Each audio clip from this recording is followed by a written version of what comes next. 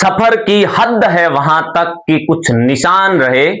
सफर की हद है वहां तक कि कुछ निशान रहे। चले चलो कि जहां तक ये आसमान रहे। अरे ये क्या, उठाए कदम और आ गई मंजिल। अरे मजा तो जब है कि पैरों में थकान रहे। मजा तो जब है कि पैरों में थकान रहे। प्रिय विद्यार्थियों नमस्कार, मैं हूं आपके हिंदी के सफर का सारथी तेजाराम, व्याख्याता हिंदी, और स्वागत करता हूं आपका आपके अपने सारथी हिंदी पाठशाला के इस ऑनलाइन मंच पर। आज हम कक्षा 12वीं के हिंदी अनिवार्य के व्यावहारिक व्याकरण खंड की एक अत्यंत महत्वपूर्ण इकाई पढ़ने जा रहे हैं, जिसका नाम है शब्द शक्ति। विद्यार्थियों, आपके बोर्ड परीक्षा के ब्लूप्रिंट में यह टॉपिक पूरे 2 अंकों का स्थान रखता है और मेरा यह विश्वास है कि आज की इस क्लास को देखने के बाद आपका एक भी नंबर इस टॉपिक से नहीं कटेगा, क्योंकि इस क्लास को हमने एक बिल्कुल नए, रोचक और व्यावहारिक फ्लेवर में तैयार किया है। व्याकरण के इस अध्याय को हम रटने के बजाय बहुत ही सीधे और व्यावहारिक ढंग से समझेंगे। हम जानेंगे कि शब्द की आत्मा उसका अर्थ होती है और उस अर्थ तक पहुंचने के 3 मार्ग होते हैं। हम सबसे पहले अभिधा शब्द शक्ति को समझेंगे, जो बिना किसी घुमाव के सीधा और प्रचलित वाच्यार्थ हमारे सामने रखती है। इसके बाद जब मुख्यार्थ में बाधा आती है, तब मुहावरों, लोकोक्तियों और परंपरा के आधार पर लक्षणा शब्द शक्ति कैसे काम करती है, जिसके दोनों भेदों यानी रूढ़ा लक्षणा और प्रयोजनवती लक्षणा को हम बारीक अंतरों के साथ सरल उदाहरणों के माध्यम से समझेंगे। और इसके बाद हम व्यंजना शब्द शक्ति को समझेंगे, जहां अभिधा और लक्षणा दोनों ही वक्ता के मन के गूढ़ भाव को प्रकट करने में असमर्थ हो जाती है। वहां प्रसंग और संदर्भ के आधार पर एक विलक्षण व्यंग्यार्थ प्रकट होता है। इसके दोनों रूपों, शाब्दी व्यंजना जो शब्दों के श्लेष और अनेकार्थकता पर टिकी है, और आरती व्यंजना जो संदर्भ के अर्थ पर टिकी है, को हम बहुत ही सरल और दैनिक जीवन के उदाहरणों से समझेंगे। इस पूरी क्लास के दौरान हम शब्द शक्तियों की प्रामाणिक परिभाषाएं, वाचक, लक्षक, व्यंजक शब्दों का अंतर तथा अभिधा, लक्षणा व व्यंजना के आपसी भेद को चार्ट के माध्यम से बहुत ही सरल ढंग से स्पष्ट करेंगे।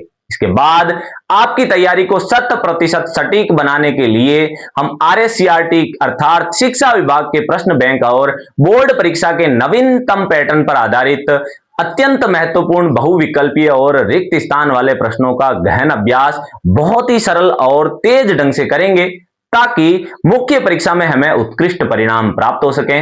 विद्यार्थियों, यदि सारथी हिंदी पाठशाला का ये व्याकरण को आसान बनाने का प्रयास आपकी बोर्ड परीक्षा की तैयारी में सहायक सिद्ध हो रहा है, तो इस वीडियो को लाइक करें और अपनी प्रतिक्रिया कमेंट बॉक्स में जरूर दें। इसे अपने सहपाठियों के साथ अधिक से अधिक शेयर करें और नियमित क्लासेज के नोटिफिकेशन के लिए हमारे YouTube चैनल को सब्सक्राइब कर हमें फॉलो जरूर करें। तो चलिए बिना विलंब किए आज की ये विशेष व्याकरण की क्लास शुरू करते हैं और सफलता की एक नई उड़ान भरते हैं। जय हिंद, जय हिंदी, वंदे मातरम। विद्यार्थियों, आगे की क्लास को कंटिन्यू करने के लिए चलते हैं कंप्यूटर बोर्ड की तरफ। धन्यवाद।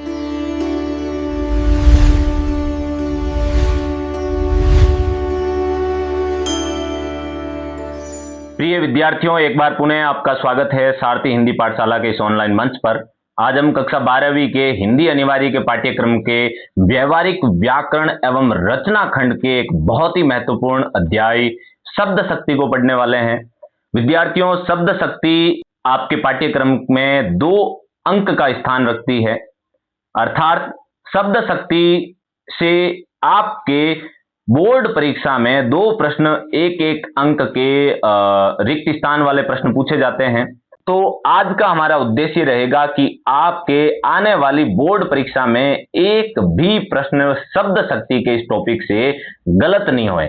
शब्द शक्ति जिसके 3 प्रकार होते हैं, अभिधा, लक्षणा और व्यंजना, इन तीनों शब्द शक्तियों को हम भली भांति और सरल ढंग से समझेंगे। और विद्यार्थियों, मेरी पूरी गारंटी है कि इन नोट्स को अगर आपने ढंग से पढ़ लिया और आज की इस क्लास को पूरे मनोयोग से आपने जो है पढ़ लिया, तो आपके आने वाली बोर्ड परीक्षा में शब्द शक्ति से एक भी प्रश्न आपका गलत होने वाला नहीं है।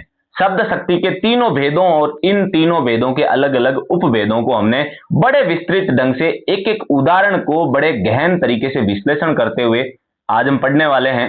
तो विद्यार्थियों हमारे साथ जुड़े रहें।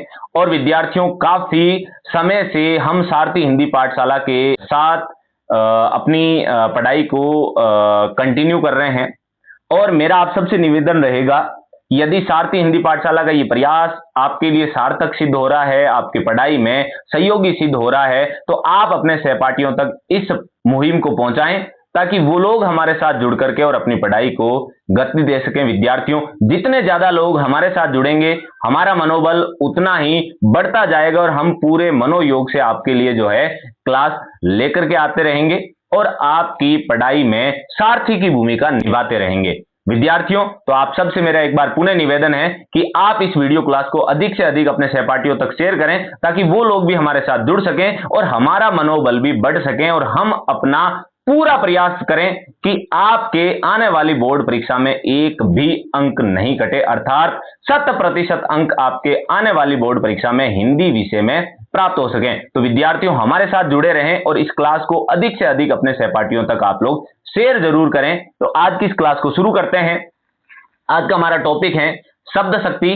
विद्यार्थियों, शब्द शक्ति नाम से ही समझ में आ रहा है कि शब्द की शक्ति। अब शब्द में क्या शक्ति हो सकती है विद्यार्थियों? शब्द जो है मोटा मोटी अगर हम देखें तो दो प्रकार से इसको समझ सकते हैं। जब हम किसी शब्द को देखते हैं तो एक तो वो होता है शब्द जो हमें दिखाई दे रहा है, दूसरा शब्द का रूप वो होता है जो हमें दिखाई नहीं देता लेकिन उस शब्द के माध्यम से हमें समझ में आता है, अर्थात उसका अर्थ। तो शब्द शक्ति क्या होगी विद्यार्थियों? वह शक्ति जिससे हम उस शब्द के अर्थ को ग्रहण कर सकें। तो हम इसकी परिभाषाओं को भी पढ़ लेते हैं। इनमें से कोई भी परीक्षा आपके आने वाली बोर्ड परीक्षा में सीधी सीधी जो है रिक्त स्थान वाले प्रश्नों में पूछी जा सकती है।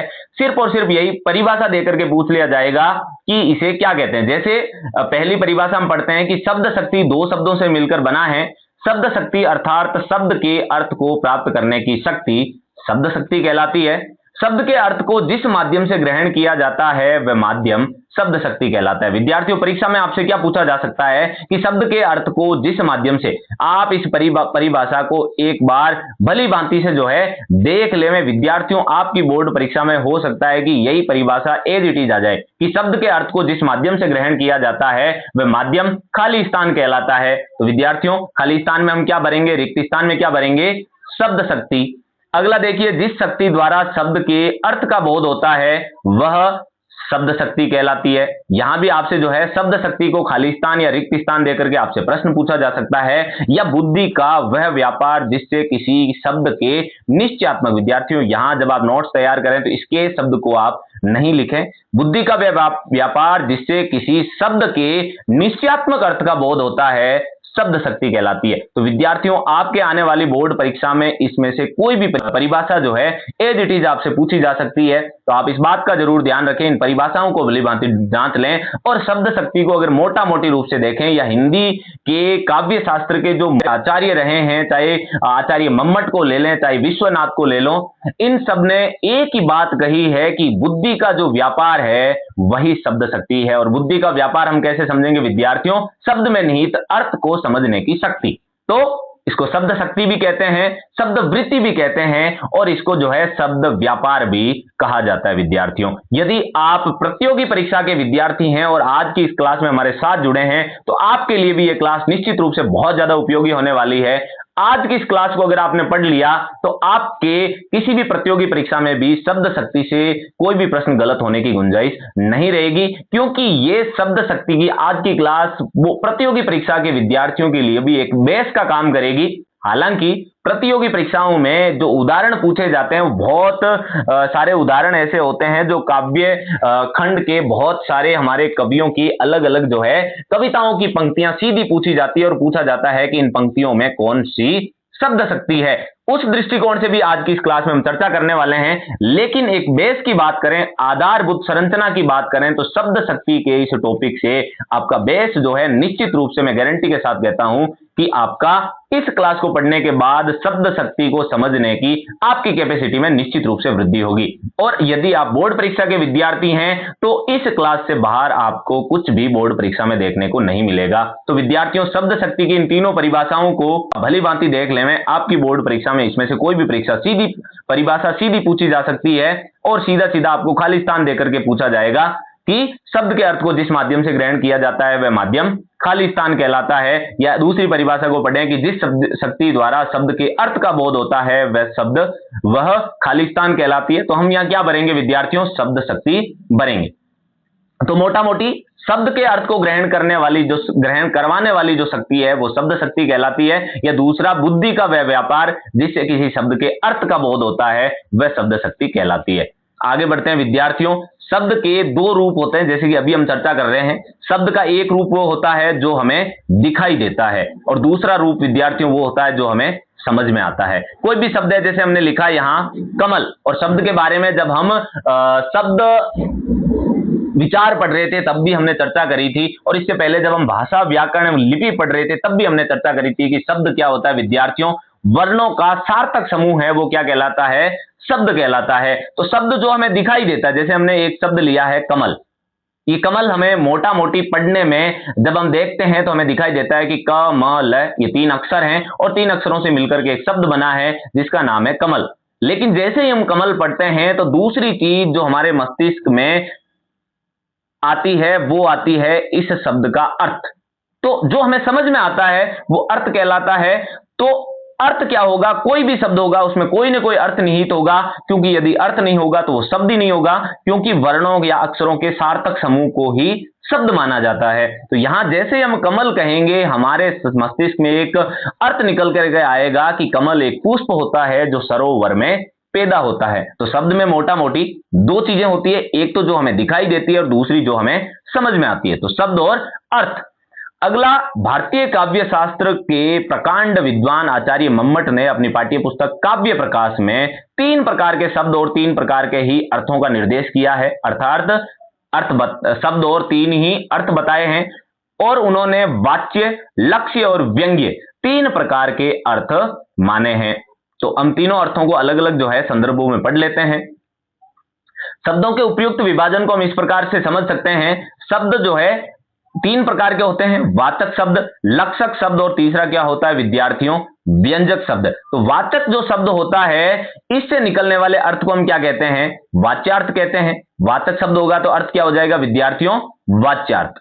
तो जहां वक्ता द्वारा बोले गए वाक्य का सीधा अर्थ ग्रहण किया जाता है, जैसे मैंने कहा मैं राजस्थानी हूं, तो मैंने जैसे ही कहा कि मैं राजस्थानी हूं, सामने वाले ने समझा कि ये राजस्थान का रहने वाला हूं, सीधा रहने वाला है, और सीधा सीधा उसको अर्थ समझ में आ गया कि भाई वक्ता के इस वाक्य में सीधा वाच्य अर्थ होगा कि वह राजस्थान का रहने वाला है। तो क्या हो जाएगा विद्यार्थियों, वाचक शब्द कहलाएगा ऐसा शब्द, और इससे निकलने वाला जो अर्थ था ये क्या कहलाया, वाच्यार्थ। और वाचक शब्द विद्यार्थियों 3 प्रकार के होते हैं, रूढ़ शब्द, यौगिक शब्द और योग रूढ़ शब्द। ये तीनों ही शब्द जो है वाचक शब्द कहलाते हैं। आगे जाकर के हम शब्द शक्ति को जब पढ़ेंगे वहां भी इस बात की चर्चा करेंगे। जो वाचक शब्द होते हैं और जो वाच्यार्थ होता है इससे बनने वाली जो शब्द शक्ति है वो क्या कहलाती है, अभिधा शब्द शक्ति कहलाती है। और अभिधा शब्द शक्ति को हम प्रथमा शब्द शक्ति भी कहते हैं, और वाच्यार्थ को हम मुख्यार्थ भी कहते हैं और इसको संकेतार्थ भी कहते हैं। अर्थात वह अर्थ जो सीधा ही समझ में आ जाए, जैसे ही कोई शब्द बोला और सीधा सीधा उसका अर्थ ग्रहण हो गया, वो सीधा सीधा कौन सा अर्थ हुआ विद्यार्थियों, वाच्यार्थ हुआ। और ऐसे शब्द को हम वाचक शब्द कहते हैं। और इसी को, यानी मैं राजस्थानी हूं, इसी को दूसरे संदर्भ में अगर हम देखें विद्यार्थियों, जैसे हम किसी कल्चरल प्रोग्राम में हैं और वहां जाकर के हम जो है किसी को कहें कि मैं राजस्थानी हूं, तो वहां सीधा सीधा क्या समझ में आएगा कि राजस्थान की संस्कृति का द्योतक है। कैसे कि भाई कल्चरल प्रोग्राम है और वहां जाकर के हम कहें कि मैं राजस्थानी हूं, इसका मतलब सीधा सीधा को जो है सुनने वाले को उसका अर्थ ग्रहण क्या होगा कि राजस्थान का रहने वाला है, अर्थात राजस्थान की संस्कृति इसके अंदर झलक रही है। तो यहां वक्ता द्वारा बोले गए शब्द लक्षणों के आधार पर क्या कर दिया जाए, उसका अर्थ ग्रहण किया जाए, वहां क्या होता है विद्यार्थियों, लक्ष्यार्थ होता है। और ऐसे शब्दों को जिससे लक्ष्यार्थ का बोध होता है लक्षक शब्द जो है कहलाते हैं। तो पहली हमने बात करी वाच्यार्थ की, ये हमारा प्रथम अर्थ होता है। जैसे हम किस शब्द को देखते हैं उससे जो अर्थ ग्रहण होता है, तो पहल जो अर्थ होता है मुख्यार्थ होता है, उसको हम वाच्यार्थ कहते हैं। और जब मुख्यार्थ बाधित हो जाए, मुख्यार्थ समझ में नहीं आए और दूसरा अर्थ निकल करके आ जाए, वहां उसको हम क्या कहते हैं विद्यार्थियों, लक्ष्यार्थ कहते हैं। जैसे मैं राजस्थानी हूं, अब कल्चरल प्रोग्राम है और वहां सीधा सीधा अर्थ क्या निकला, राजस्थान की संस्कृति से। तो ये लक्षण शब्द होगा और राजस्थानी संस्कृति का क्या होगा, लक्ष्यार्थ। और विद्यार्थियों ध्यान रखने की बात यह है कि जब मुख्यार्थ बाधित हो जाए तो दूसरा अर्थ जो निकला यानी लक्ष्यार्थ निकला वो काम करेगा, और जब लक्ष्यार्थ भी बाधित हो जाए यानी मुख्यार्थ और लक्ष्यार्थ दोनों बाधित हो जाए तब एक तीसरा अर्थ निकल करके आता है जिसे विशेष अर्थ कहते हैं, जिसे व्यंग्य कहते हैं, जिसे व्यंग्य अर्थ कहते हैं। और जब तीसरा अर्थ निकल करके आता है जहां वो शब्द क्या कहलाता है विद्यार्थियों, व्यंजक शब्द कहलाता है। वही हम वाक्य दोबारा लें, मैं राजस्थानी हूं। अब यहां इसके साथ हमने जोड़ दिया सावधान, जैसे कोई क्लेश चल रहा है, लड़ाई चल रही है और लड़ाई में अचानक से कोई व्यक्ति आकर के कहता है सावधान, मैं भी राजस्थानी हूं। तो इसका मतलब क्या हुआ, यहां राजस्थान की वीरता निकल करके आई, यहां लक्षणों के आधार पर नहीं निकला, यहां एक तीसरा ही अर्थ निकल करके आया। इसको हम क्या कहते हैं, विशेष अर्थ, इसी को हम कहते हैं व्यंग्यार्थ। और जहां व्यंग्यार्थ आ जाए वो शब्द क्या कहलाता है, व्यंजक शब्द कहलाता है। हम क्या लिखेंगे विद्यार्थियों कि जहां वक्ता का भाव लक्षणों द्वारा भी अभिव्यक्त नहीं हो पाता और अन्य अर्थ की कल्पना करनी होती है, वह शब्द क्या कहलाता है, व्यंजक शब्द कहलाता है। और राजस्थानी शब्द का अभिप्रेत अर्थ लक्षणों से प्राप्त नहीं होता, किंतु इससे राजस्थान के वीरों की वीरता व्यंजित होती है, अतः यह शब्द व्यंजक है और इसका व्यंग्य अर्थ क्या होगा, वीरता। यानी तीसरा ही अर्थ निकल करके आ जाए कि भाई मैं भी राजस्थानी हूं, मैं भी किसी से लड़ने में कम नहीं हूं, मैं भी बहुत ज्यादा धीर और वीर हूं। तो शब्दों के उक्त विभाजन के आधार पर विद्यार्थियों, जैसे कि हमने बात करी, पहला वाच्यार्थ, लक्ष्यार्थ और तीसरा क्या निकल करके आया, व्यंग्यार्थ। और इन तीनों ही अर्थों के आधार पर शब्द शक्ति भी तीन प्रकार की होती है, अभिधा शब्द शक्ति, लक्षणा शब्द शक्ति और व्यंजना शब्द शक्ति। तो ध्यान देने की बात क्या है विद्यार्थियों, जहां अभिधा शब्द शक्ति होगी वहां शब्द कौन सा होगा विद्यार्थियों, वाचक शब्द, और उससे निकलने वाला अर्थ क्या कहलाएगा, वाच्यार्थ या मुख्यार्थ। और जब मुख्यार्थ बाधित हो जाए, वाचक शब्द से अर्थ की प्राप्ति नहीं हो, तब जब जो है हम दूसरा अर्थ ग्रहण करते हैं जिसे कहते हैं लक्ष्यार्थ। और जब हम दूसरा अर्थ ग्रहण कर लेते हैं वहां शब्द शक्ति कौन सी हो जाती है, लक्षणा। और शब्द क्या कहलाता है विद्यार्थियों, लक्षक शब्द। और तीसरा यानी पहला और दूसरी शब्द शक्ति जहां फेल हो जाए, विफल हो जाए, अर्थ की प्राप्ति नहीं हो, अर्थात वाच्यार्थ से हमें अर्थ की प्राप्ति नहीं हो, लक्षणों को देख करके अर्थ की प्राप्ति नहीं हो, तब हम एक विशेष और अलग ही अर्थ निकाल करके लेके आते हैं, वो हमारा व्यंग्यार्थ कहलाता है। और उससे जो शब्द होता है वो हमारा व्यंजक शब्द कहलाता है। और शब्द शक्ति कौन सी हो जाती है विद्यार्थियों, व्यंजना शब्द शक्ति। अब हम जो है यहां से आगे अभिधा, लक्षणा और व्यंजना, इन तीनों शब्द शक्तियों को विस्तार से पढ़ने वाले हैं। पहले हम अभिधा शब्द शक्ति को पढ़ते हैं विद्यार्थियों। अभिधा शब्द शक्ति, अभी जैसे कि हम चर्चा कर रहे थे कि सीधा सीधा जिससे अर्थ निकल करके आ जाए, यानी वक्ता ने जो बात बोली सीधी श्रोता को वो बात उसी अर्थ में, उसी संदर्भ में समझ में आ गई, यानी मुख्यार्थ का बोध हो गया। वहां कौन सी शब्द शक्ति हो जाती है विद्यार्थियों, अभिधा शब्द शक्ति हो जाती है। तो इसकी परिभाषा में क्या लिखेंगे आप कि वाच्यार्थ यानी मुख्यार्थ का बोध कराने वाली शक्ति को अभिधा या प्रथमा शब्द शक्ति कहा जाता है। अभिधा का संबंध शब्द का एक ही अर्थ ग्रहण करने से है। कोई भी शब्द है, जैसे ही वो शब्द बोला उसके मुख्यार्थ का बोध हो गया, अर्थात प्रथम अर्थ का बोध हो गया, इसलिए इसको क्या कहते हैं, अभिधा शब्द शक्ति। और अभिधा शब्द शक्ति को हम प्रथमा शब्द शक्ति भी कहते हैं। प्रथमा हम अपनी सुविधा के लिए शब्द को काम में लेते हैं क्योंकि प्रथम अर्थ का बोध होता है, जैसे ही बोला वैसे ही उसका पहला जो अर्थ निकला वो जो है श्रोता को समझ में आ गया, इसलिए हम इसको क्या कह सकते हैं, प्रथमा शब्द शक्ति भी कह सकते हैं। तो अभिधा शब्द शक्ति आपको समझ में आ गया विद्यार्थियों। वाच्यार्थ यानी मुख्यार्थ का बोध कराने वाली जो शब्द शक्ति है वो अभिधा शब्द शक्ति कहलाती है। जैसे हम उदाहरण से समझते हैं विद्यार्थियों, किसी ने कहा पानी दो। विद्यार्थियों वाक्य क्या है, किसी ने कहा पानी दो। अब यहां पानी दो जैसे ही कहा, हमें सीधा सीधा समझ में आया कि इसको प्यास लगी है, इसको पानी पिलाना है, और हम जाकर के उसको लोटा भर के पानी पिला देते हैं। जैसे ही उसने पानी पिया उसको तृप्ति मिल गई, यानी वक्ता ने जो बात कही श्रोता ने उस बात को उसी संदर्भ में काम में ले लिया। तो कौन सी शब्द शक्ति हो गई, अभिधा शब्द शक्ति, क्योंकि मुख्यार्थ का बोध हुआ। तो इस वाक्य का अर्थ अभिधा के माध्यम से केवल इतना ही होगा कि पानी पीने के लिए मांगा गया है। वस्तुत अभिधा में जो बोला जाता है और सुनकर प्रथम बार में ही जो अर्थ ग्रहण किया जाता है वही अर्थ ग्रहण की प्रक्रिया इसके अंतर्गत आती है। यानी जो प्रथम अर्थ जो ग्रहण किया जाता है वो शब्द जो है अभिधा शब्द शक्ति के अंतर्गत आता है। ध्यान रखने की बात यह है विद्यार्थियों, यमक और अनुप्रास अलंकार के जो उदाहरण हैं वो अभिधा शब्द शक्ति के अंतर्गत आते हैं। यमक अलंकार और अनुप्रास अलंकार के जितने भी उदाहरण होते हैं वो सभी किसमें आते हैं विद्यार्थियों?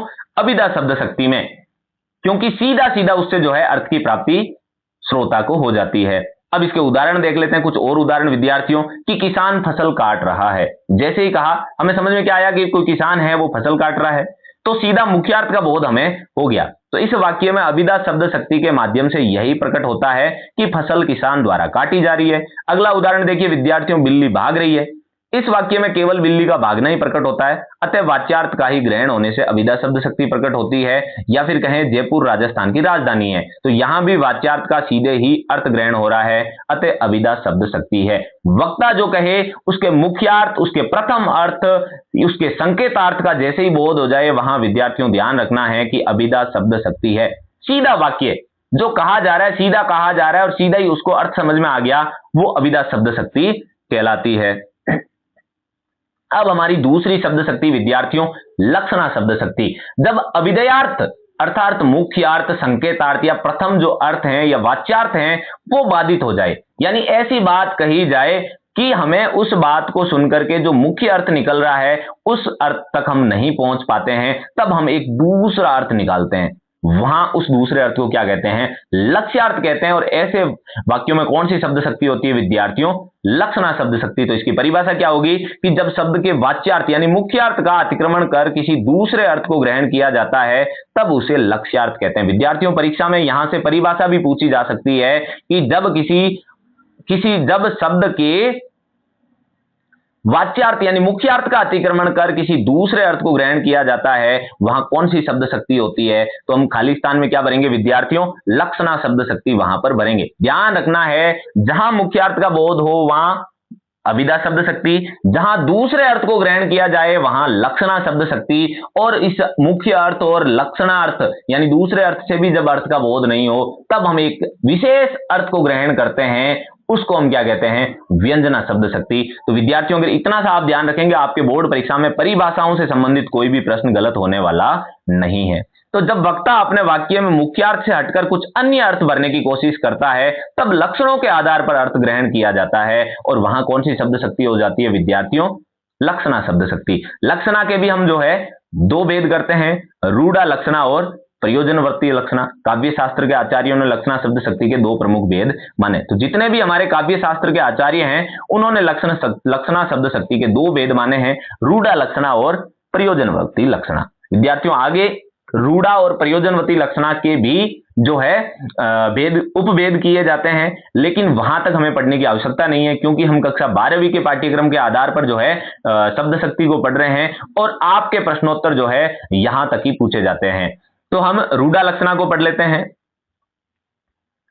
देखिए रूढ़ा लक्षणा क्या होती है विद्यार्थियों? जब किसी काव्य रूढ़ी यानी परंपरा को आधार बनाकर लक्षणा शक्ति का प्रयोग किया जाता है तो वहां रूढ़ा लक्षणा शब्द शक्ति कहलाती है।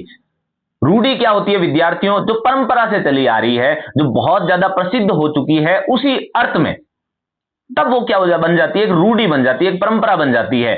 जैसे जो है अखबारों में आपने पढ़ा होगा, जब जो है स्पोर्ट्स की, खेल जगत की खबरें आती है तो वहां सीधा सीधा लिखा आता है कि फला जो देश है वो जैसे इंग्लैंड की 4 विकेट से पराजय, सोना धड़ाम से गिरा। तो इस प्रकार के जो शब्द होते हैं वो शब्द क्या करते हैं? वो उसी के अर्थ में रूढ़ हो जाते हैं। अब इंग्लैंड की टीम जीत रही है लेकिन हार रही है या जीत रही है, तो सीधा सीधा लिख दिया कि इंग्लैंड की 4 विकेट से पराजय। तो असल में यहां इस मुख्य अर्थ यानी इंग्लैंड की पराजय नहीं हुई है, असल में पराजय किसकी हुई है? इंग्लैंड की क्रिकेट टीम की। तो जब मुख्यार्थ बाधित हुआ वहां लक्ष्यार्थ से हमने अर्थ ग्रहण किया और वो लक्षणा बन गया। और लक्षणा का अगला भेद हम पढ़ रहे हैं रूढ़ा लक्षणा। तो रूढ़ा लक्षणा वहां होगा जब हम जो दूसरा अर्थ है वो रूढ़ी के आधार पर तय करेंगे, यानी जो परंपरा बन चुका है। जैसे अखबारों में अक्सर आप पढ़ते हैं, अभी हमने जैसे जो उदाहरण की बात करी कि भाई सोना धड़ाम से गिरा। अब जब आप सोना को धड़ाम से गिरने की बात कर रहे हैं तो यहां सोना कोई ऐसी वस्तु नहीं है कि धड़ाम से कहीं गिरा और उसको अखबार में खबर बना करके भेजा जाए। तो असल में यहां अखबार क्या बताना चाह रहा है कि सोने के दाम में गिरावट हुई है, लेकिन हम उस अर्थ तक यानी उस दूसरे अर्थ तक कैसे पहुंचे? एक रूढ़ी के कारण, एक परंपरा के कारण, क्योंकि वो परंपरा बार बार अखबार में वही चीज आ रही है तो वो परंपरा का हिस्सा बन चुकी है, बहुत ज्यादा प्रसिद्ध हो चुकी है और हम उसको उसी अर्थ में ग्रहण कर रहे हैं, तो वो सीधी सीधी एक परंपरा का हिस्सा बन गया और परंपरा को हम क्या कहते हैं? रूढ़ी कहते हैं। तो जहां भी रूढ़ी के आधार पर अर्थ ग्रहण किया जाए वहां रूढ़ा लक्षणा शब्द शक्ति होती है। जैसे यहां लिखा है भारत जाग उठा। अब भारत अर्थात भारत देश। अब भारत देश जो है कोई ये तो है नहीं कि कोई व्यक्ति है जो सो रहा था और अभी अभी जागा है। तो जब हम इसको पढ़ेंगे भारत जाग उठा तो यही समझ में आ रहा है कि कोई भारत है जो सो रहा था और अभी अभी उठा है, लेकिन असल में इसका अर्थ इससे प्राप्त नहीं होता। अब जब मुख्यार्थ बाधित हो गया तो हमें दूसरा अर्थ ग्रहण करना पड़ेगा, और दूसरा अर्थ ग्रहण हमने क्या किया कि भारत देश के जो लोग हैं उनमें जागृति आ चुकी है, चेतना आ चुकी है। तो ये जो दूसरा अर्थ हमने ग्रहण किया ये एक रूढ़ी के कारण किया, क्योंकि बार बार यही अलग अलग कविताओं में आप पढ़ते हैं तो भारत देश के लोगों के लिए भारत शब्द को ही काम में लिया जाता है। तो ये एक रूढ़ी के कारण ऐसा हुआ। तो यही कारण है कि हमने क्या लिया, रूढ़ा लक्षणा शब्द शक्ति यहां मानते हैं। तो इस वाक्य में भारत से वक्ता का तात्पर्य भारत देश ने होकर भारतवासी है। भारत शब्द का भारतवासी अर्थ में प्रयोग कविगण एवं लेखक करते आ रहे हैं। इसी रूढ़ी को आधार बनाकर भारतवासियों के सचेत और जागरूक होने की बात यहां कही गई है।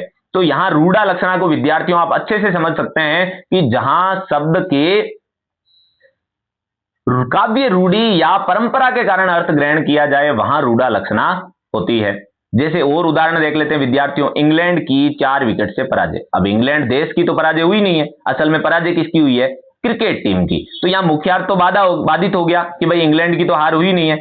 अब हमने इसका दूसरा अर्थ ग्रहण किया, और दूसरा अर्थ किस आधार पर ग्रहण किया, रूढ़ी के कारण, क्योंकि अखबार में बार बार यही चीज आती है, यही छपा आता है और हमने इसका साधारणीकरण कर लिया, इसका सामान्यकरण कर लिया कि जैसे ये बात छपी आती है हमें सीधा सीधा हमारे मस्तिष्क में दूसरा अर्थ निकल करके आ जाता है कि भाई इंग्लैंड की जो टीम है वो 4 विकेट से हारी है।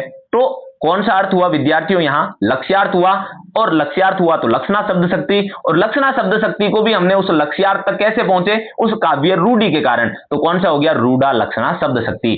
वहां लाठियां चल रही है। अब देखोगे अखबार में आप खबर पढ़ोगे या कहीं भी, इस बात को हम सामान्य तौर पे ऐसा बोला जा सकता है, देखे वहां लाठियां चल रही है। अब असल में लाठियां तो चल नहीं सकती है, लाठियों के ये तो है नहीं कि पैर आए हुए हैं और वो चल रही है। तो अब लाठियां चलने का मतलब क्या होगा विद्यार्थियों, हम काव्यगत रूढ़ी हो चुकी है, ये परंपरा का हिस्सा बन चुकी है कि जहां भी लड़ाई होती है लाठियों से लड़ाई की जाती है, आपस में जो है लाठियां चलाई जा रही होती है, तब वहां उसको हम सीधा सीधा क्या कहते हैं कि वहां लाठियां चल रही है। तो ये भी परंपरा के कारण ऐसा हो रहा है, रूढ़ी के कारण ऐसा हो रहा है। तो यहां भी कौन सा हो गया, रूढ़ा लक्षणा।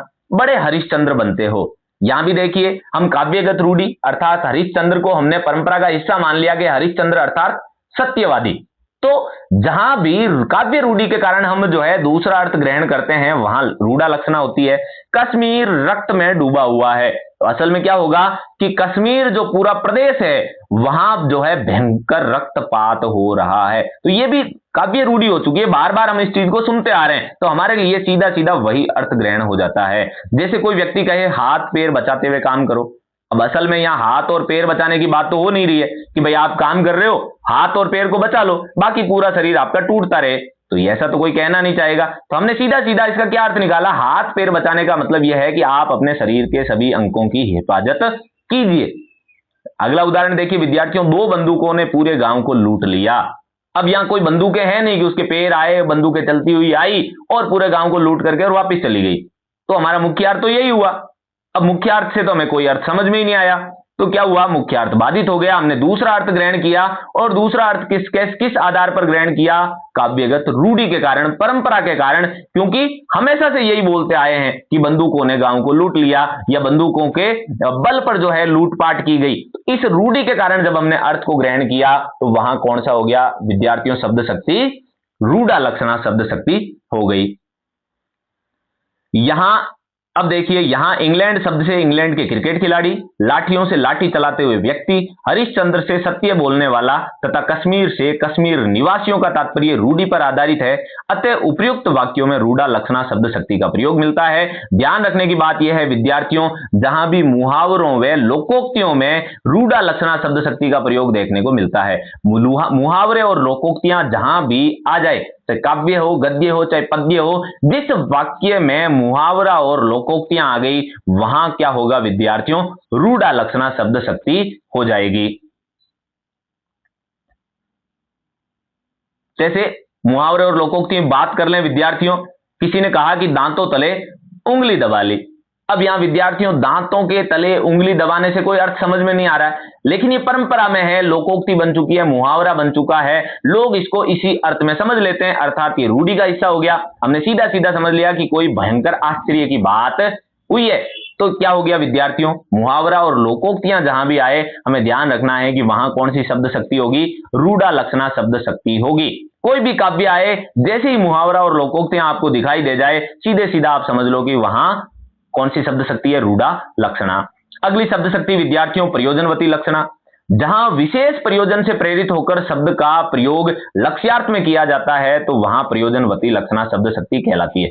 ध्यान रखना विद्यार्थियों, अभी हम लक्षणा शब्द शक्ति को ही पढ़ रहे हैं। अभिधा जहां मुख्यार्थ से अर्थ निकलता था, और जब मुख्यार्थ अर्थ बाधित हो जाए, हम दूसरा अर्थ निकालते हैं, और जब दूसरा अर्थ निकालते हैं तो वहां लक्षणा शब्द शक्ति हो जाती है। और लक्षणा शब्द शक्ति के हम भेद के बाद उपभेद पढ़ रहे हैं। उपभेद हमने पहला पढ़ा रूढ़ा लक्षणा, जहां काव्यगत रूढ़ी, मुहावरे, लोकोक्ति, परंपरा के आधार पर दूसरा अर्थ ग्रहण किया जाता है, वहां रूढ़ा लक्षणा होती है। अब हम पढ़ रहे हैं प्रयोजनवती लक्षणा, जहां किसी विशेष प्रयोजन के कारण, प्रयोजन अर्थात विशेष कारण से एक दूसरा अर्थ ग्रहण किया जाता है, वहां प्रयोजनवती लक्षणा होती है। जैसे कहा, तुम तो नीरे गधे हो। अब यहां विद्यार्थियों ऐसा तो है नहीं कि सामने वाला व्यक्ति कोई गधा हो। अब जिसको कहा जा रहा है, हमें दिखाई दे रहा है स्पष्ट रूप से कि ये जीता जागता मनुष्य है, लेकिन फिर भी हम उसको गधा कह रहे हैं। तो यहां जो प्रथम अर्थ है, अर्थात जो हमारा मुख्य अर्थ है, वो तो बाधित हो गया सीधा सीधा कि ये गधा तो नहीं हो सकता। सामने हमें जीता जागता मनुष्य दिखाई दे रहा है, लेकिन हमने फिर इसका दूसरा अर्थ निकाला, और दूसरा एक विशेष प्रयोजन से निकाला। प्रयोजन क्या निकाला कि इस व्यक्ति में गधे वाले लक्षण है, ये जरूर मूर्ख है, इसीलिए इसको क्या कहा जा रहा है, गधा कहा जा रहा है। तो इस वाक्य में गधा शब्द का मुख्य अर्थ के मूर्ख के अर्थ में प्रयोग विशेष प्रयोजन से हुआ है, अतः यहां प्रयोजनवती लक्षणा है। प्रयोजन का अर्थ मैं पहले ही बता चुका हूं, प्रयोजन यानी विशेष कारण से, विशेष उद्देश्य से। इसी प्रकार अन्य उदाहरण है, आओ मेरे शेर।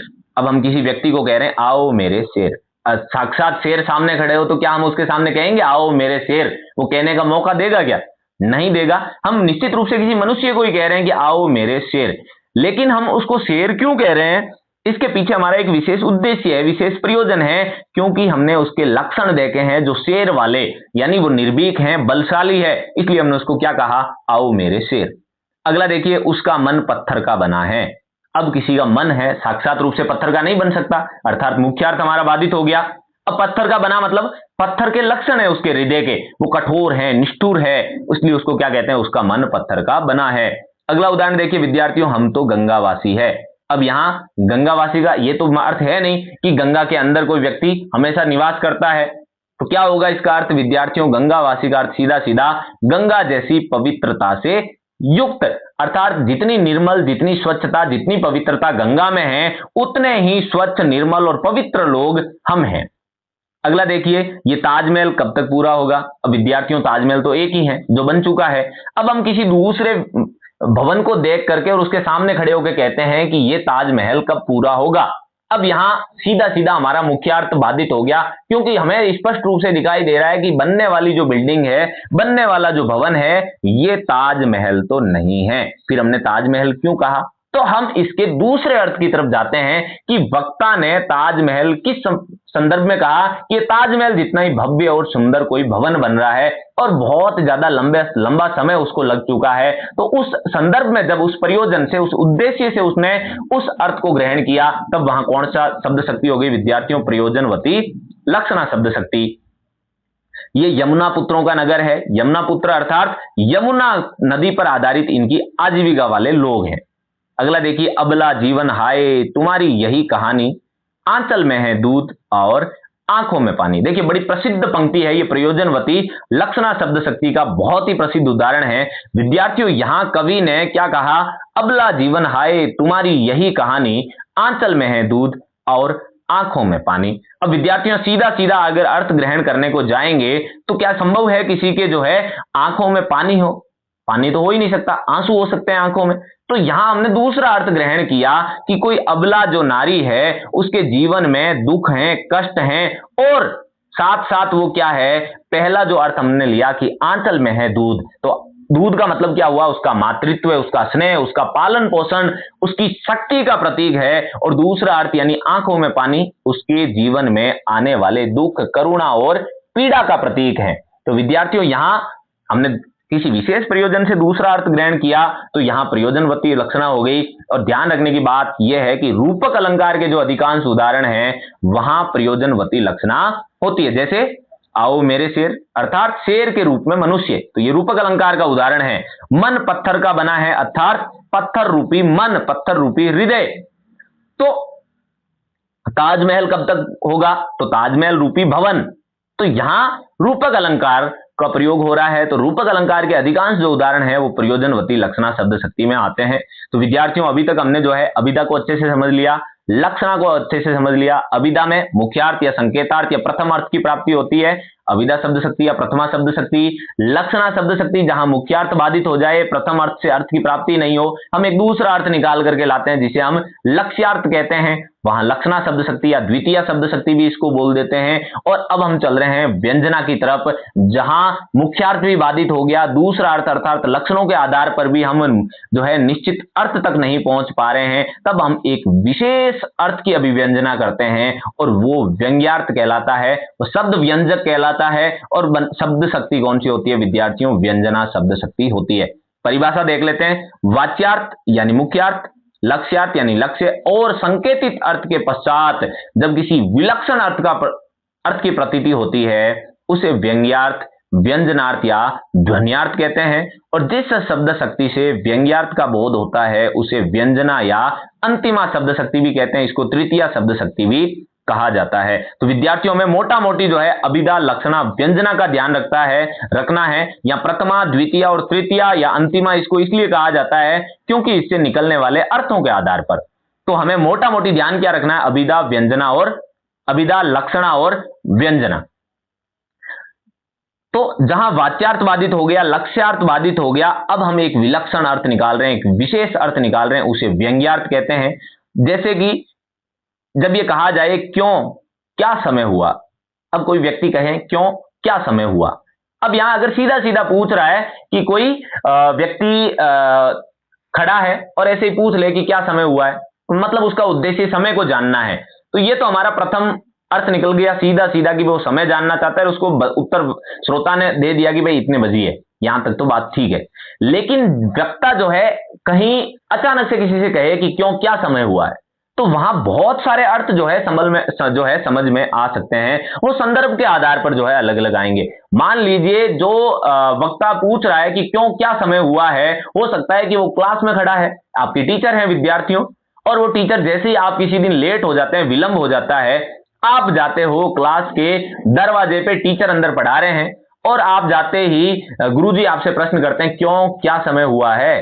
तो सीधा सीधा यहां गुरुजी का उद्देश्य आपसे ये पूछना नहीं है कि घड़ी देखो और बताओ समय क्या हुआ है। असल में गुरुजी आपसे पूछना चाहते हैं कि आपके देरी से आने का कारण क्या है। तो विद्यार्थियों, समय पूछा जा रहा है, क्या वजह है, कितना समय हुआ है, ये तो मुख्यार्थ है।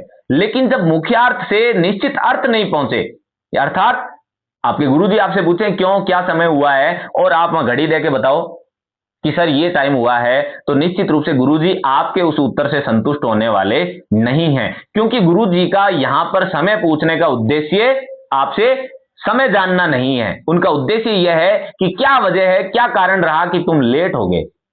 तो विद्यार्थियों, यहां अलग अलग संदर्भों में अलग अलग अर्थ निकलता है।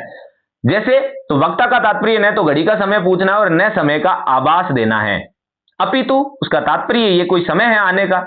ये अर्थ न मुख्यार्थ ग्रहण करने से प्राप्त होता है और न ही लक्ष्यार्थ से, और इसी को क्या कहते हैं विद्यार्थियों? व्यंग्यार्थ कहते हैं, जिससे विलक्षण या किसी अलग ही अर्थ की अभिव्यक्ति हो जाए वह व्यंग्यार्थ कहलाता है।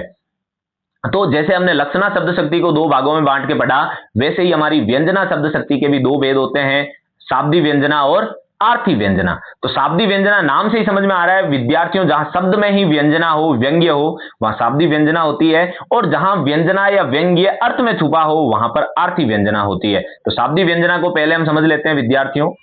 जहां व्यंग्यार्थ किसी विशेष शब्द के प्रयोग पर आश्रित रहता है वहां शाब्दी व्यंजना होती है। कैसे? इसका प्रयोग अनेकार्थवादी शब्दों या श्लेष अलंकार के उदाहरणों में होता है, जैसे सुवर्ण को ढूंढत फिरत, कवि, व्यभिचारी, चोर। अब यहां जो अर्थ है, व्यंग्य अर्थ है, वो सीधा सीधा एक सुवर्ण में छुपा है। यहां सुवर्ण की जगह हमने जो है यदि किसी दूसरे अर्थ को, दूसरे शब्द को रख दिया तो सीधा सीधा क्या हो जाएगा विद्यार्थियों, इसकी जो व्यंजना है वो खत्म हो जाएगी। ध्यान रखने की बात हमने पहले ही कर ली कि जहां अनेकार्थी शब्द आ जाए या श्लेष अलंकार आ जाए वहां शाब्दिक व्यंजना होती है। तो यहां सुवर्ण को ढूंढत फिर, श्लेष कहां है, सुवर्ण में, क्योंकि सुवर्ण के लिए कवि, व्यभिचारी और चोर, इन तीनों के लिए अलग अलग अर्थों की अभिव्यंजना होती है। जैसे कवि के लिए सुवर्ण यानी अच्छा वर्ण, अच्छे वर्ण यानी अच्छे शब्द, अच्छे शब्द यानी अच्छे अच्छे जो है पद बनाना, जो है अच्छे अच्छे वर्णों को ढूंढता रहता है कवि कि कैसे न किसी प्रकार से अच्छे अच्छे वर्ण मुझे प्राप्त हो जाए तो मैं सुंदर सी कविताओं की रचना कर दूं। व्यभिचारी जो मनुष्य है वो सुवर्ण का अर्थ क्या होगा, उसके लिए सुंदर वर्ण की महिला, अर्थात वो सुंदर स्त्रियों को ढूंढता रहता है। और जो चोर होता है उसका उद्देश्य क्या रहता है विद्यार्थियों, सुवर्ण यानी सोना या आभूषण, आभूषणों को ढूंढता रहता है। तो यहां निश्चित रूप से जो व्यंग्य छुपा है, जो व्यंजना छुपी है, जो तीसरा अर्थ, जो विलक्षण अर्थ छुपा है विद्यार्थियों, वो किस में है, इस एक शब्द में, सुवर्ण में। तो जहां शब्द में ही व्यंजना हो वहां शाब्दिक व्यंजना होती है। और अगला समझ लेते हैं विद्यार्थियों, आर्थी व्यंजना क्या होती है। जहां व्यंग्यार्थ अर्थ पर ही आश्रित रहता है वहां आर्थी व्यंजना होती है। उदाहरण, कुमार बोला बेटी बादल हो रहे हैं। अब यहां कुमार यह भी बोल सकता है कि बेटी बरसात होने वाली है, या बेटी घटाएं छाई है, बेटी घन आगे हैं। तो यहां शब्द में अर्थ जो है व्यंजना नहीं है। व्यंजना कहां है, इस पूरे के पूरे वाक्य के अर्थ में। शब्द को अगर बदल भी देंगे तब भी इसकी व्यंजना खत्म होने वाली नहीं है। और जहां अर्थ में ही व्यंजना हो वहां कौन सी शब्द शक्ति होती है विद्यार्थियों, आर्थी व्यंजना। तो उस वाक्य में भिन्न भिन्न व्यंग्यार्थ निकल रहे हैं उक्त वाक्य में। जैसे बर्तन अंदर ले लो, मिट्टी गीली हो जाएगी, हमें बाहर नहीं जाना चाहिए। कुमार ने क्या कहा, बेटी बादल हो रहे हैं। तो यहां कुमार का उद्देश्य यह बताना नहीं है कि भाई बरसात होने वाली है। कुमार यह कहना चाहता है कि बादल हो रहे हैं मतलब आपको या तो बर्तन अंदर लेने हैं, मिट्टी आपकी गीली हो जाएगी, हमें बाहर नहीं जाना चाहिए। तो यहां अलग अलग विलक्षण अर्थों की प्राप्ति हो रही है। और वो अर्थ कहां से निकल के आ रहे हैं, शब्द के अर्थ से जो है व्यंजना हो रही है। जो व्यंग्यार्थ है वो शब्द के वाक्य के अर्थ में है, इसलिए यहां क्या होगी, आर्थी व्यंजना। और उदाहरण देख लेते विद्यार्थियों, उसने कहा संध्या हो गई। अब यहां संध्या हो गई, उद्देश्य जो है आपके जैसे विद्यार्थियों, आपके घर पे जो है आपके मम्मी पापा आपको जैसे ही संध्या का समय हो और आपको कह दे संध्या हो गई। अब यहां क्या अर्थ होगा, उनका उद्देश्य यह बताना नहीं है कि संध्या हो गई, कि वो तो प्रतिदिन होती है। उनका उद्देश्य यह है कि संध्या का समय हो गया है, घर में लाइट जला लो, दिया बत्ती का समय हो गया है, पूजा पाठ का समय हो गया है, जानवरों को निश्चित स्थान पर बांधना है, उनको पानी पिलाना है, उनको चारा डालना है, उनका दूध निकालना है, बहुत सारे प्रयोजन हो सकते हैं। तो जहां जो है व्यंग्यार्थ उसके अर्थ में छुपा हो, यहां संध्या की जगह शाम ले लेंगे तो भी कोई फर्क नहीं पड़ेगा। अर्थात व्यंजना कहां पर है, उस पूरे के पूरे वाक्य के अर्थ में। तो यहां कौन सा होगी शब्द शक्ति विद्यार्थियों, आर्थी व्यंजना। 10 बज गए हैं, तो यहां उद्देश्य समय बताना नहीं है। अगर 10 बज गए कहा जा रहा है, यदि ऑफिस वाला है कोई व्यक्ति जिसको ऑफिस में जाना है तो उसके लिए क्या अर्थ होगा इसका, कि भाई ऑफिस का समय हो गया आप जाइए। विद्यार्थी हैं उसके क्या होगा इसका संकेत, कि भाई 10 बज गए आपके स्कूल का टाइम हो गया, आप लेट हो रहे हैं, आपको जाना है। तो अलग अलग संदर्भ में अलग अलग विलक्षण अर्थों की अभिव्यंजना हो जाए, यानी सीधा सीधा हम 10 बज गए पढ़ करके और प्रथम अर्थ की प्राप्ति नहीं कर सकते, वहां व्यंजना होती है। और व्यंजना जहां अर्थ में ही हो वहां आर्थी व्यंजना होती है। तो इस वाक्य के व्यंग्यार्थ है, विद्यालय की घंटी बजने वाली है, बस आने का समय हो गया है, पिताजी कार्यालय जाने वाले हैं, आदि आदि अनेक अर्थ हो सकते हैं। अब विद्यार्थियों, हमने आपके बोर्ड परीक्षा के पाठ्यक्रम में आने वाली तीनों शब्द शक्ति, अभिधा, लक्षणा, व्यंजना, फिर उसके बाद में हमने इसके उपभेद अर्थात लक्षणा के रूढ़ा लक्षणा और इसके बाद प्रयोजनवती लक्षणा और व्यंजना शब्द शक्ति के भी दोनों उपभेद हमने, शाब्दिक व्यंजना और आर्थी व्यंजना, इन सब को बहुत ही विस्तार से और बारीकी से गहन अध्ययन किया है। यदि आपने आज की क्लास को पूरे मनोयोग से अटेंड किया है तो पूरी गारंटी के साथ कहता हूं कि आपके आने वाली बोर्ड परीक्षा में एक भी आपका प्रश्न गलत नहीं होगा। अब हम जो है इस थोड़ा सा इसका विश्लेषण कर लेते हैं। इन तीनों शब्द शक्तियों को एक दूसरे से कंपैरिजन करते हुए तुलनात्मक रूप से भी थोड़ा सा देख लेते हैं इन शब्द शक्तियों तीनों में आपस में अंतर क्या होता है। तो हम शुरुआत करते हैं, अभिधा और लक्षणा से प्राप्त होने वाले अर्थों में क्या अंतर है। विद्यार्थियों, अभिधा शब्द शक्ति से शब्द का मुख्य या सामान्यता प्रचलित अर्थ जो है व्यक्त होता है, हम सभी इस बात को जानते हैं। और लक्षणा से क्या होता है विद्यार्थियों, मुख्यार्थ से हटकर लक्षणों के आधार पर निश्चित किया जाता है। अभिधा से व्यक्त अर्थ को यथावत ग्रहण कर लिया जाता है, सभी जानते हैं। जबकि लक्षणा होती है तो वहां क्या होता है विद्यार्थियों, पाठक या श्रोता को प्रसंगानुसार अपनी कल्पना और तर्क शक्ति के उपयोग से अभिष्ट अर्थ तक पहुंचना होता है। अर्थात अभिधा में तो सीधा सीधा अर्थ ग्रहण हो जाता है, लेकिन लक्षणा शब्द शक्ति के लिए श्रोता को जैसा प्रसंग है उसके आधार पर अपनी कल्पना और तर्क शक्ति का प्रयोग करना पड़ता है। जबकि अभिधा में पाठक या श्रोता को अपनी कल्पना या अनुमान का प्रयोग नहीं करना पड़ता है। और अगला अंतर क्या होगा विद्यार्थियों, अभिधेयार्थ अपने आप में स्पष्ट और पूर्ण होता है, यानी अभिधा से प्राप्त होने वाला अर्थ अपने आप में पूर्ण होता है, अलग से कोई अर्थ की प्राप्ति की आवश्यकता नहीं होती। लेकिन लक्षणा में क्या होता है विद्यार्थियों, इस प्रकार के शब्द के मुख्य अर्थ से हटकर लक्षणों के आधार पर प्राप्त होने वाला भिन्न या नवीन अर्थ लक्षणा शब्द शक्ति से ही व्यक्त होता है। तो इन दोनों शब्द शक्तियों के बीच में अंतर है। मोटा मोटी हमें यही ध्यान रखना विद्यार्थियों, अभिधा शब्द शक्ति यानी मुख्यार्थ यानी पहला पहल, जैसे ही हमने कोई वाक्य सुना अर्थ की प्राप्ति हो गई, वो अभिधा है। जहां हमने कोई वाक्य सुना, कुछ भी सुना और हमें उससे अर्थ की प्राप्ति नहीं हुई, इसका मतलब वहां मुख्यार्थ हमारा बाधित हो गया। फिर हमने उसके लक्षणों को ढूंढा और लक्षणों के माध्यम से यदि हमें अर्थ की प्राप्ति हो गई, मतलब हमने दूसरे अर्थ को ग्रहण किया, वो हमारी लक्षणा शब्द शक्ति है विद्यार्थियों। और जब हम व्यंजना के बारे में बात करेंगे तब हम और अच्छे से इस पे व्यंजना पे भी चर्चा करेंगे। अभी हम अभिधा और लक्षणा की बात कर लेते हैं। इसके दो उदाहरण मैंने लिए हैं कि डल रही है रात, आता है सवेरा। अब जिसको पढ़ते हैं सीधा सीधा समझ में आता है कि रात डल रही है और सवेरा होने वाला है, अर्थात मुख्यार्थ की जो है सीधी सीधी हमें मुख्यार्थ से ही इस वक्ता के उद्देश्य का पता चल गया।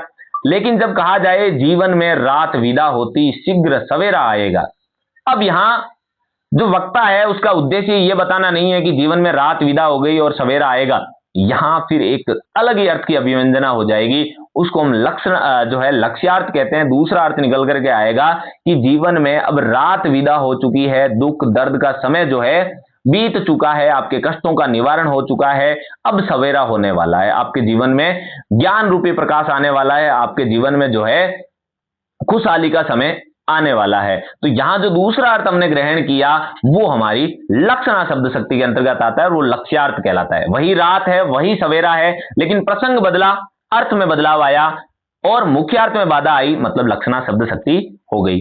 तो यहां प्रथम वाक्य में रात तथा सवेरा शब्दों का प्रयोग अपने सामान्य या मुख्य अर्थ में हुआ है, जबकि द्वितीय वाक्य में रात का अर्थ कष्ट या अज्ञान लेना होगा और सवेरा का अर्थ क्या हो जाएगा, सुख के दिन या ज्ञानोदय का ग्रहण किया जाएगा। अतः प्रथम वाक्य में अभिधा और द्वितीय वाक्य में लक्षणा शब्द शक्ति का प्रयोग हुआ है। तो विद्यार्थियों, लक्षणा और अभिधा में हमने अंतर पढ़ लिया। अब हम लक्षणा और व्यंजना में क्या अंतर है उसको पढ़ लेते हैं। मुख्य या प्रचलित अर्थ से हटकर जब अन्य अर्थ ग्रहण करना पड़ता है तो वहां लक्षणा शब्द शक्ति कार्य करती है। हम जानते हैं जहां मुख्य अर्थ बाधित हो जाए, प्रचलित अर्थ बाधित हो जाए और हम एक अन्य अर्थ ग्रहण करते हैं, वहां दूसरा अर्थ ग्रहण करते हैं, वहां पर लक्षणा शब्द शक्ति होती है। और जब मुख्यार्थ और लक्ष्यार्थ दोनों बाधित हो जाए और वक्ता के इच्छित अर्थ को प्रकट नहीं कर पाते तो वहां प्रसंग के आधार पर विशेष अर्थ की कल्पना या अनुमान करना पड़ता है। इस प्रकार प्राप्त होने वाला अर्थ है व्यंग्यार्थ कहलाता है। यहां शब्द की व्यंजना शक्ति कार्य करती है। जब हमारा मुख्यार्थ भी बाधित हो जाए, हमारा लक्ष्यार्थ भी बाधित हो जाए, तब जो हम एक विशेष और विलक्षण अर्थ निकालते हैं विद्यार्थियों, वो हमारा व्यंजनार्थ कहलाता है और वो व्यंजना शक्ति का काम करता है। उदाहरण देखते हैं विद्यार्थियों, जैसे कहा जा रहा है तन की अटरिया पे चढ़ी आई घाम। अब सीधा सीधा कहा जाए कि तन की अटरिया पे चढ़ी आई घाम, अर्थात इसका साधारण अर्थ क्या हो जाएगा विद्यार्थियों, शरीर की अट्टालिका पर धूप चढ़ रही है। लेकिन यदि लक्ष्य के अनुसार इसका अर्थ अगर ग्रहण करना पड़े तो हम क्या कहेंगे, अब वृद्धावस्था आ गई है। पहला सीधा अर्थ क्या निकलेगा कि शरीर रूपी जो अट्टालिका है, ये चट्टान है, इसके ऊपर अब धूप आ रही है। ये तो प्रथम अर्थ हुआ अभिधा शब्द शक्ति। यदि अभिधा से हमें अर्थ समझ में नहीं आ रहा है तब हम लक्ष्यार्थ की तरफ जाएंगे, दूसरा अर्थ ग्रहण करेंगे और दूसरा अर्थ क्या होगा कि तन पे धूप पड़ रही, इसका मतलब क्या हो गया विद्यार्थियों, अब क्या हो रहा है, बूढ़ापा आ गया है। लेकिन जब इससे भी हमें अर्थ की अभिव्यक्ति नहीं हो पाए, अर्थ की समझ नहीं आ पाए, तब हम एक विशेष और विलक्षण अर्थ निकाल करके आते हैं और वो विलक्षण अर्थ क्या कहता है विद्यार्थियों, अब बूढ़ापा आ चुका है, अब मोह माया धन दौलत का लालच ये सारी चीजें आप छोड़ दीजिए। अब आपका समय क्या आ गया है, हरि के भजन करने का समय आ गया है। ये सारी जिंदगी भर की जितनी भाग दौड़ थी इसको एक बार यहीं खत्म कर दीजिए। ये हमारा विलक्षण और व्यंजनार्थ होता है और ये सीधा सीधा व्यंजना शब्द शक्ति की तरफ हमें संकेत करता है। तो इस पंक्ति का साधारण अर्थ होगा कि शरीर की अट्टालिका पर धूप चढ़ रही है, लेकिन लक्ष्य के अनुसार इसका अर्थ होगा कि अब वृद्धावस्था आ गई है।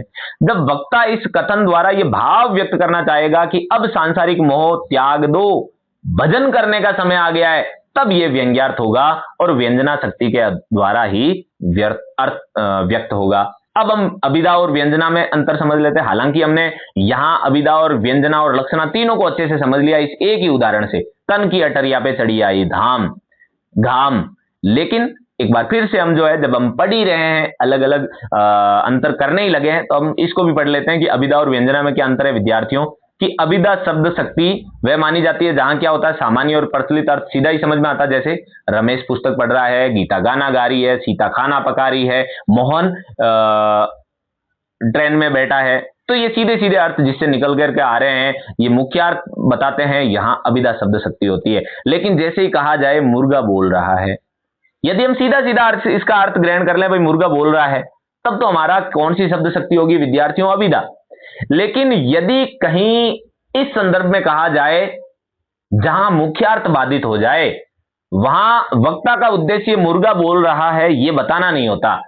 वक्ता का उद्देश्य क्या होता है कि सवेरा हो गया है, अब जाग जाओ, अर्थात इसमें सामान्य अर्थ ग्रहण करने पर भाव प्रकट नहीं होता है। विद्यार्थियों, हम कहीं किसी मुर्गों के दड़बे में गए हैं या किसी हम चिड़ियाघर में गए हैं, वहां मुर्गे खड़े हैं, कोई मुर्गा बोल रहा है और किसी बच्चे ने कहा देखो देखो पापा मुर्गा बोल रहा है, या फिर हमने ही अपने किसी साथी से कह दिया कि भाई मुर्गा बोल रहा है, तो यहां तो अभिधा शब्द शक्ति हुई। लेकिन आप सो रहे हैं, सुबह सुबह आपको जल्दी कहीं जाना है, या फिर सुबह का समय हो गया, आपको कोई काम है और आपका हमेशा दैनिक चर्या में यह है कि आप जल्दी उठते हैं, जैसे ही मुर्गा बोलता है आप उठ जाते हैं। तो यहां सुबह सवेरे यदि कोई कहे कि मुर्गा बोल रहा है, तो यहां इसका अर्थ मुर्गे की उस आवाज का संकेत करना नहीं है, वो संकेतित अर्थ ग्रहण करना नहीं है। वहां उस मुर्गा बोल रहा है के अर्थ का मतलब क्या होगा कि सवेरा हो चुका है, सुबह के 4 बज चुके हैं, अब आपके उठने का समय हो गया है, अब आप जाग जाइए। तो यहां क्या हो जाएगी, सीधी सीधी व्यंजना शब्द शक्ति हो जाएगी।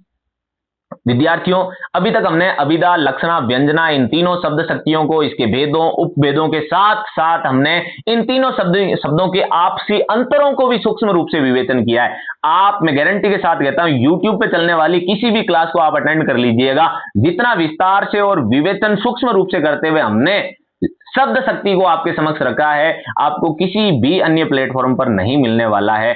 उम्मीद है कि आपको शब्द शक्ति अच्छे से समझ में आ गई होगी, और यदि आपको अच्छे से समझ में आ गई और हमारा प्रयास आपको जो है अच्छा लग रहा है, इस वीडियो क्लास को जरूर आप आगे शेयर कीजिएगा और कमेंट बॉक्स में लिखिएगा कि आपने इस वीडियो क्लास को शेयर किया है या नहीं किया है, आपको ये क्लास समझ में आ रही है या नहीं आ रही है, इसमें और क्या जो है परिवर्तन किया जाए, क्या नवाचार किया जाए कि आप तक हमारा कंटेंट और भी बहुत अच्छे से पहुंच सके। तो विद्यार्थियों, एक बार पुनः आपसे निवेदन है कि इस क्लास के इस वीडियो को अधिक से अधिक शेयर करिएगा और कमेंट बॉक्स में जरूर लिखिएगा कि भाई हमने आपकी क्लास को सर शेयर कर दिया है। अब हम पढ़ते हैं आगे बहुचयनात्मक प्रश्न। विद्यार्थियों, ये RSCRT अर्थात बोर्ड परीक्षा के लिए शिक्षा विभाग द्वारा तैयार किया गया प्रश्न बैंक के प्रश्न हैं, और इन्हीं प्रश्नों में से बहुत ज्यादा चांस है कि आपके बोर्ड परीक्षा में सीधे सीधे प्रश्न पूछे जाएं। जैसा कि अक्सर बोर्ड परीक्षाओं के प्रश्न पत्रों का जब हम अध्ययन करते हैं, उनका विश्लेषण करते हैं, तो ये बात जो है निकल करके आती है कि अधिकतर प्रश्न आपके शिक्षा विभाग द्वारा तैयार किए गए इस प्रश्न बैंक से, या इसके इतर भी कुछ महत्वपूर्ण प्रश्न जो बार बार बोर्ड परीक्षाओं में पूछे जाते हैं, वो भी हम जो है आपके लिए तैयार करके लाए हैं इस सत्र में, वो भी हम पढ़ने वाले हैं, तो हमारे साथ जुड़े रहें। बहुचयनात्मक प्रश्न। विद्यार्थियों, अभिधा शब्द शक्ति में प्रकट होने वाला अर्थ हम सभी जानते हैं, अभिधा अर्थात अभिधेयार्थ, वाच्यार्थ, मूल्यार्थ, मूलार्थ, तो अर्थात ये तीनों ही अर्थ जो है अभिधा शब्द शक्ति के अंतर्गत आते हैं। तो इसका सीधा सीधा उत्तर क्या हो जाएगा विद्यार्थियों, उपरोक्त सभी। अभिधा शब्द शक्ति में देखिए वाच्यार्थ होता ही है, अभिधेयार्थ हम उसको बोलते हैं। मूलार्थ अर्थात जो मूल अर्थ है, जो संकेतित अर्थ है या जो सीधा सीधा समझ में आ रहा है, वो मूलार्थ कहलाता है। अगला देखिए, लक्ष्यार्थ का बोध कराने वाले शब्द शक्ति कौन सी कहलाती है विद्यार्थियों? लक्षणा शब्द शक्ति। अगला प्रश्न देखते हैं, कौन सी शब्द शक्ति ध्वनि पर आधारित होती है? हम सभी जानते हैं व्यंजना या ध्वन्यार्थ कहते हैं, इसको व्यंजनार्थ कहते हैं, और व्यंजना शब्द शक्ति कहलाती है। सामान्यतः जब श्लेष अलंकार युक्त पद हो तो कौन सी शब्द शक्ति काम करती है? विद्यार्थियों, हमने बड़े ध्यान से व्यंजना शब्द शक्ति को पढ़ा था, और व्यंजना शब्द शक्ति का उपभेद हमने पढ़ा था शाब्दी व्यंजना, और वहां हमने बात करी थी कि जहां अनेकार्थक शब्द और श्लेष अलंकार वाले उदाहरण आ जाए, वहां सीधी सीधी आपकी शाब्दी व्यंजना होती है। तो सीधा सीधा उत्तर क्या हो जाएगा हमारा? शाब्दी व्यंजना या फिर व्यंजना शब्द शक्ति। निम्नलिखित में से किसे वृत्ति या व्यापार कहा जाता है? तो विद्यार्थियों, हम सभी भली भांति जानते हैं शब्द शक्ति को क्या कहा जाता है? वृत्ति या व्यापार। जब हम शब्द शक्ति की परिभाषा पढ़ रहे थे, वहां भी हमने चर्चा करी थी कि परीक्षाओं में इससे संबंधित कई बार प्रश्न भी पूछा जाता है, इसको शब्द शक्ति का अन्य किस नाम से जाना जाता है? तो वहां वृत्ति या व्यापार हम ध्यान रखेंगे, शब्द व्यापार या शब्द वृत्ति भी इसको कहा जाता है। शब्द शक्ति के मुख्यतः कितने भेद होते हैं विद्यार्थियों? हम सभी जानते हैं कि इसके 3 भेद किए जाते हैं, अभिधा, व्यंजना और लक्षणा। अगला प्रश्न देखिए, किस शब्द किस शब्द शक्ति किसे, विद्यार्थियों एक बार पुनः, किसे शब्द की प्रथमा शक्ति कहा जाता है? तो विद्यार्थियों, हम बार बार चर्चा कर चुके हैं कि अभिधा को हम प्रथमा कहते हैं, लक्षणा को हम द्वितीय शक्ति कहते हैं, और व्यंजना को हम अंतिमा या तृतीय शब्द शक्ति भी कहते हैं। क्यों कहते हैं? क्योंकि जिससे प्रथम अर्थ अर्थात मुख्य अर्थ का बोध होता है वो प्रथमा है, जिससे दूसरे अर्थ अर्थात लक्षणों के आधार पर ग्रहण करते हैं लक्ष्यार्थ का बोध होता है वो द्वितीय या लक्षणा शब्द शक्ति कहलाती है, और जिससे मुख्यार्थ और लक्ष्यार्थ दोनों से हम निश्चित अर्थ तक नहीं पहुंच जाए और किसी विलक्षण अर्थ की वहां अभिव्यंजना हो, वहां तीसरा अर्थ निकल करके आता है, विशेष और विलक्षण अर्थ निकल करके आता है, उसे हम तृतीय, अंतिमा या तीसरी शब्द शक्ति भी कहते हैं। शाब्दी और आर्थी किस शब्द शक्ति के भेद हैं? विद्यार्थियों, हमने पहले ही चर्चा की थी, शाब्दी और आर्थी किसके भेद हैं? व्यंजना शब्द शक्ति के। इस बुढ़िया को न सताओ, ये तो नीरी गाय है। अब नीरी गाय है, सीधी सीधी हमने बात कर ली, इसके आधार पर हम जो अर्थ तक पहुंच पा रहे हैं विद्यार्थियों, लक्षणों के आधार पर। तो यहां क्या हो गया विद्यार्थियों? लक्षणा शब्द शक्ति, और लक्षणा में भी अगर उपभेद की तरफ जाएं तो हम प्रयोजनवती लक्षणा की तरफ बढ़ेंगे, क्योंकि हम गाय के लक्षणों की तरफ एक निश्चित उद्देश्य के तहत पहुंच रहे हैं कि भाई जो बुढ़िया है वो गाय की तरह बिल्कुल जो है सीधी सादी है, बिल्कुल जो है सीधे स्वभाव की है। शब्द का कल्पना आधारित अर्थ जो अभिधेय या तथा लक्ष्यार्थ से परे हो तो कौन सी शब्द शक्ति होगी? विद्यार्थियों, हम पहले ही चर्चा कर चुके हैं, जहां अभिधेयार्थ और लक्ष्यार्थ दोनों बाधित हो जाए, जहां अभिधा शब्द शक्ति और लक्षणा शब्द शक्ति से हम अर्थ तक नहीं पहुंच पाए, हम तीसरी शब्द शक्ति की तरफ जाते हैं, व्यंजना शब्द शक्ति की तरफ। ये ताजमहल कब तक पूरा होगा? ये उदाहरण के माध्यम से हम समझ चुके हैं विद्यार्थियों। लक्षणा शब्द शक्ति के तहत हमने इस उदाहरण को अच्छे से पढ़ा था। जीवन में मनुष्य को अनेक पर्वत पार करने पड़ते हैं, वाक्य में कौन सी शब्द शक्ति है? विद्यार्थियों, यहां पर देखिए पर्वत पार करने पड़ते हैं। असल में ऐसा नहीं है कि भाई प्रत्येक व्यक्ति पर्वत ही पार करे। बहुत सारे लोग जो मरुस्थलीय क्षेत्रों में रहते हैं, मैदानी इलाकों में रहते हैं, तटीय इलाकों में रहते हैं, उन्होंने पर्वत कभी देखे ही नहीं है, तो इसका मतलब ये तो नहीं है कि उसको पर्वत पार करने हैं। यहां असल में क्या होगा, बहुत सारे कष्ट, बहुत सारी बड़े बड़े जो है समस्याओं का सामना करके और मनुष्य आगे बढ़ता है, अर्थात हमने लक्षणों के आधार पर निश्चित अर्थ तक पहुंचे, और यहां कौन सी शब्द शक्ति हो गई? लक्षणा शब्द शक्ति। अब कुछ रिक्त स्थान वाले प्रश्न पढ़ लेते हैं विद्यार्थियों, जो आपके बोर्ड के प्रश्न बैंक में है। अंधेरा हो गया, सेठ ने नौकरों से कहा। हम पहले ही चर्चा कर चुके हैं विद्यार्थियों, यहाँ कौन सी शब्द शक्ति होगी?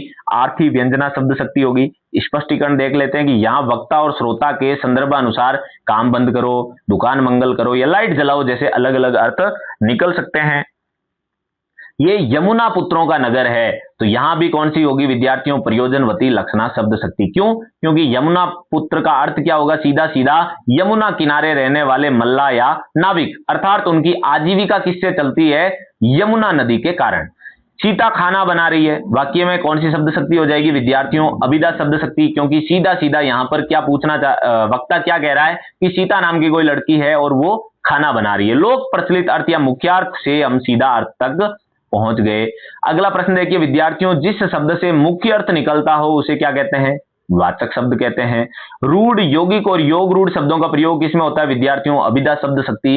जब हम वाचक शब्दों को पढ़ रहे थे तो वहां सीधा सीधा ये जो है चर्चा करी थी हमने कि वाचक शब्द कौन कौन से हो सकते हैं। रूढ़, यौगिक और योग रूढ़, ये तीनों ही प्रकार के जो शब्द हैं वो वाचक शब्दों की कैटेगरी में आते हैं। और वाचक शब्दों से जो अर्थ निकलता है वो वाच्यार्थ होता है। और वाच्यार्थ को बोध कराने वाली जो शब्द शक्ति है विद्यार्थियों वो कौन सी होती है? अभिधा शब्द शक्ति।